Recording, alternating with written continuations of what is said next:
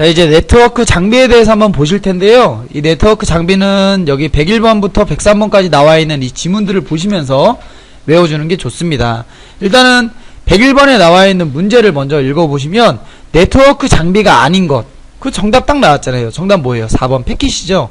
왜냐하면 패킷은 정보의 묶음 단위를 나타내는 거잖아요. 그러니까 하드웨어에 대한 개념이 아니라 단위더라. 이러면 장비가 아니겠죠. 그래서 정답은 4번이고요. 뭐 물론 다른 지문에 나와 있는 뭐 허브라든지 라우터 이런 것들도 조금 외워주면 좋은데, 이 중에서 뭐 허브, 랜카드는 크게 중요한 게 아니니까 넘어가시고, 라우터라고 있는데 얘는 지금 뭘 나타내는 거냐면 최적의 경로라고 해석하시면 돼요. 최적의 경로. 제가 좀 삐뚤빼뚤하게 좀 적었는데 최적의 경로, 최적의 경로가 아니라 최적의 경로. 그러니까 컴퓨터가 이렇게 연결되어 있으면, 그냥 여러분들 이해하시기 편하라고 제가 예를 들어 볼게요. 이렇게 연결되어 있으면 요 컴퓨터에서 요 컴퓨터로 신호를 보낼 때 일로 보내면 되잖아요. 돌아가는 일은 없어야 되지 않습니까? 그런데 라우터가 없으면 이 신호를 돌려보내요. 그러니까 어떤 경로 설정의 역할을 해주는 게 바로 라우터이다. 그래서 라우터는 최적의 경로를 구한다 라고 생각해서 외우시면 되고요. 다음 102번, 인터넷에서 패킷의 경로 설정 역할을 주로 하는 것. 아까 제가 101번에서 설명했던 그 내용 있죠. 뭡니까? 라우터에 대한 설명 아닙니까? 최적의 경로. 정답은 1번이고. 다음 여기 지문 중에서 3번과 4번에 있는 리피터와 브릿지도 좀 암기를 하셔야 되는데, 리피터는 이제 증폭기라고 해석하시면 돼요. 약간 뜻은 틀리긴 하는데, 사실 증폭기는 아날로그 신호를 아날로그 신호로 증폭하는 게 증폭기이고, 리피터는 아날로그 신호를 디지털로 변환해서 디지털의 신호를 디지털로 다시 증폭하는 게 리피터의 역할인데, 그 뜻을 구분짓지 마시고 그냥 리피터 자체가 증폭기더라 라고 외우시면 문제를 맞추기가 쉽습니다. 신호를 보내다 보면 신호가 점점 약해집니다. 분명히 처음에 신호 같지 않을 거예요. 신호가 이렇게 세기가 세다가 나중에 이렇게 약해질 거예요. 그러면 이 사이에 리피터라는 걸 이렇게 둬서 이 신호를 다시 증가시키는 거예요. 그럼 어떻게 되겠습니까? 출력 전압이 세지니까 더 멀리 보낼 수 있잖아요. 그렇죠? 이렇게 신호를 증폭하는 게 리피터의 역할이고, 브릿지는 이 단어 그대로를 해석하게 되면 무슨 뜻이에요? 다리라는 뜻이죠. 다리, 한강다리, 뭐 마포대교, 뭐 이런 다리를 뜻하는 건데, 사실 다리는 대륙과, 그러니까 땅과 땅을 묶어주는 게 다리이잖아요. 컴퓨터에서도 이 브릿지의 역할이 한 대의 컴퓨터와 한 대의 컴퓨터를 1대1로 연결하는 것. 그러니까 두 대의 컴퓨터를 연결하거나, 내지는 하나의 랜과 또 하나의 랜 시스템을 연결해주는 것. 그러니까 1대1로 연결하는 걸 브릿지라고 생각하시면 돼요. 이게 바로 브릿지입니다. 그렇지만 102번의 문제의 정답은 1번이라고 했습니다. 이건 아까 제가 이야기해드렸죠. 다음 103번, 디지털 신호의 장거리 전송을 위해서, 이건 중요한 게 아니고, 어쨌든 전송 신호를 새로 재생시키고 그 다음에 전압을 높여주는 물리적인 장치. 그러면 리피터, 증폭기에 대한 설명 아니겠습니까? 정답은 2번. 자, 그렇지만 여기 1번에 나와 있는 게이트웨이 지문도 조금 아셔야 합니다. 그럼 게이트웨이는 말 그대로를 해석하면 출입구라는 뜻이죠. 근데 뭐가 돌아다니는 출입구냐 하면, 우리가 예전에 공부를 했던 프로토콜 기억나세요? 프로토콜이란 통신 규약이라고 했습니다. 통신을 하기 위한 사용하는 그 규약, 약속인데, 그 프로토콜들이 어디로 들어오느냐? 바로 게이트웨이 안으로 들어오는 거예요. 사실 제가 지문에서 예전에 설명하지는 않았지만 프로토콜의 종류가 상당히 많이 있는데, 뭐 예를 들어 파일 송수신 프로토콜은 FTP, 그 다음에 원격 지원 프로토콜은 텔넷, 뭐 이런 프로토콜들이 있는데, 그 프로토콜 자체가 컴퓨터에서 다 돌아가는 거예요. 그러니까 뭐 파일을 송수신하려면 FTP가 열려야 하고, 그 다음 원격 지원하려면 텔넷이 열려야 하고, 이메일을 보내려면 이메일 프로토콜이 열려야 되는데, 우리 한 대의 컴퓨터로는 그런 거 다 하잖아요.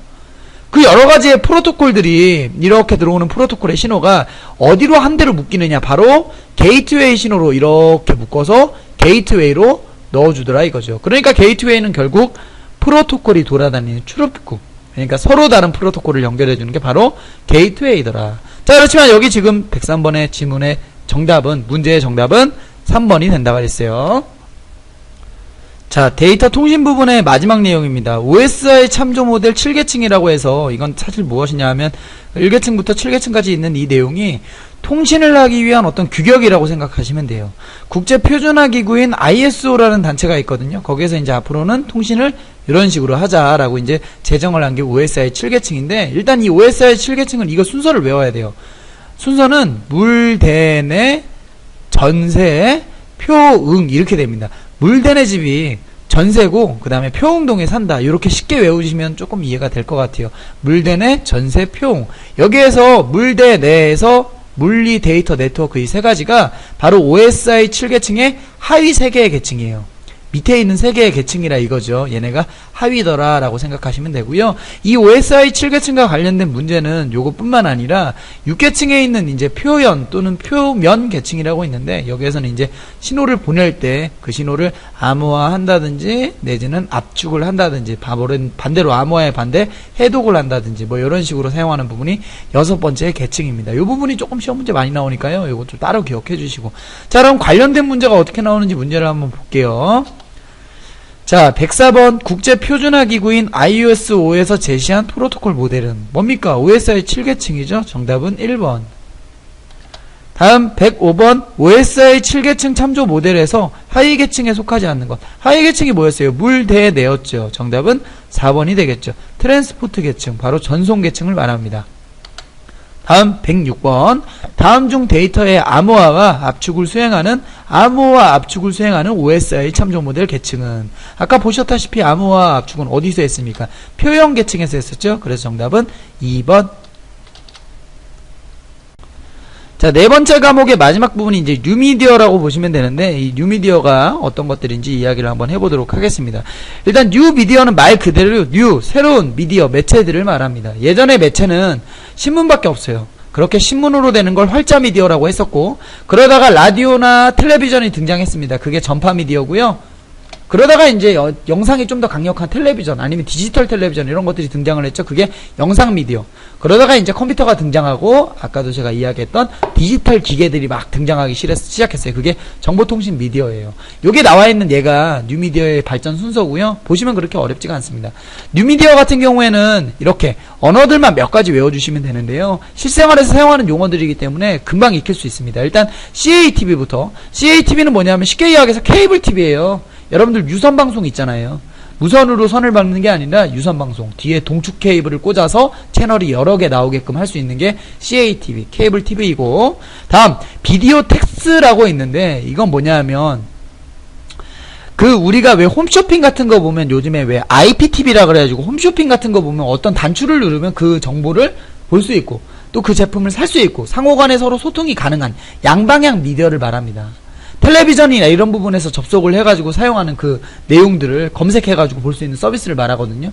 드라마를 막 보고 있는데 남자 주인공 코트가 너무 예뻐요. 그래서 거기를 클릭하면 그 정보를 볼 수 있는 그런 것들이 비디오 텍스트라는 기술이고, 텔레텍스트는 이제 뭐냐면 우리 왜 청각장애인들은 소리를 들을 수 없지 않습니까? 그래서 청각장애인들이 방송국에 신청을 하면 그분들을 위해서 이제 그 영상 아래에 자막을 넣어줘요. 그런 것들을 받아볼 수 있게끔 해주는 게 바로 텔레텍스트예요. 여기 지금 보시다시피 텔레비전과 텍스트의 합성어예요.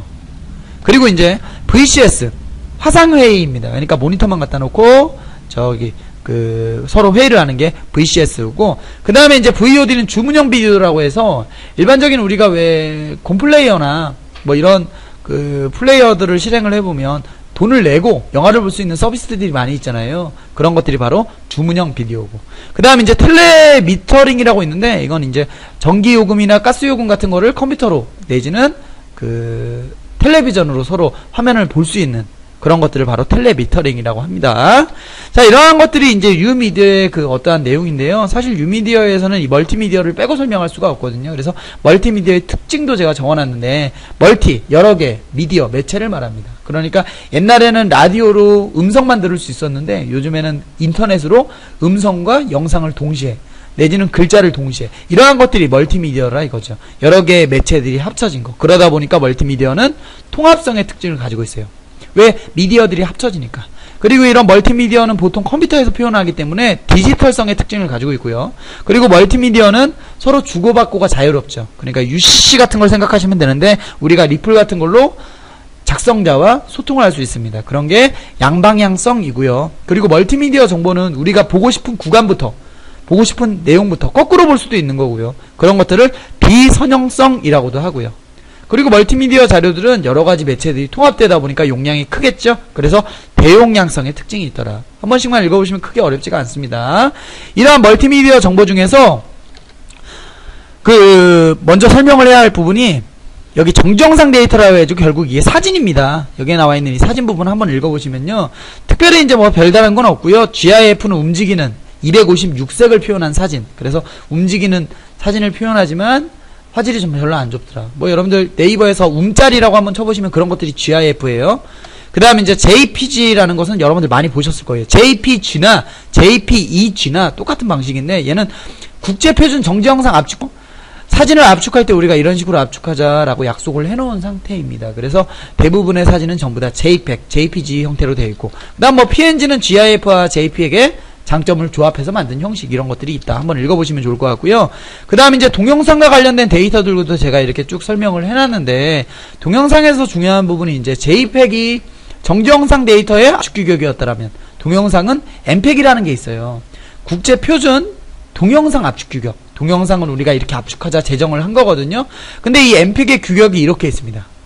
MPEG 1부터 2N1까지. 뭐 다른 것들도 있는데 시험 문제 나오는 건 이런 것들이니까 한번 보시면, MPEG 1은 비디오 정도의 화질이에요. 그 다음 MPEG 2는 DVD나 HDTV, 좀 깨끗한 화질이죠, 이거죠. MPEG 4는 IMT 이천 기술에서 왜 우리가 영상 통화할 때 사용했던 그 기술. 속도도 빠르고 용량은 작은데 어떻게 속도가 빠르기 때문에 영상통화 같은 데서 적합한 그런 기술을 말하고, MPEG 7은 영상을 제가 찍어서 올리면 그 영상을 쉽게 검색하기 위한 기술이라고 보시면 되고요. MPEG 2N1은 이러한 모든 MPEG의 유통이나 관리 등을 규격하는 그 규격이라고 보시면 됩니다. 이게 MPEG이고요. 그 다음에 이제 AVI라는 기술이 있어요. AVI. AVI. 전부 다 뭡니까? 동영상이죠? 어디에서 많이 사용하는 동영상이냐면, 윈도우에서 기본으로 잡아놓은 동영상 방식이에요. 여기 지금 설명 보시면, 소프트웨어를 이용하는 디지털 비디오 압축 방식. 한번 읽어보시면 좋을 것 같고, MOV라는 건 이제 어디서 사용하느냐? 애플사에서 주로 많이 사용합니다. 그리고 AVI보다 압축률이 훨씬 더 뛰어나고, 그 다음에 손실이 적어서 화질이 좀 더 뛰어나요. 이런 게 MOV 방식입니다. 자, 그럼 관련 문제가 어떻게 나오는지 관련 문제 보면서 또 이야기해 볼게요. 자, 107번. 가입자가 시간에 관계없이 특정한 프로그램을 선택하여 시청할 수 있는 서비스. 뭡니까? 주문형 비디오 아니겠습니까? 정답은 3번. 다음, 비디오 데이터 압축 및 복원과 관계가 깊은 것은, 비디오 데이터 자체가 원래 비디오가 아날로그로 되어 있는 신호를 컴퓨터로 되어 있는 디지털로 바꿔주는 거잖아요. 이렇게 바꿔주는 역할, 내지는 재생을 할 때 디지털을 아날로그로 다시 바꿔서 재생을 하거나 하는데, 이 역할을 해주는 게 바로 코덱이라는 게 있습니다. 여러분들 동영상 보다 보면 가끔 코덱이 정보가 없습니다 라고 해가지고 영상이 안 나오거나 소리가 안 들릴 때 있잖아요. 그죠? 그 코덱이 이 코덱이에요. 그래서 그래서 비디오나 아니면 뭐 오디오와 관련되어 있는 그 압축과 복원과 관련되어 있는 기술은 바로 코덱을 이야기합니다. 그래서 정답은 2번이 되겠죠.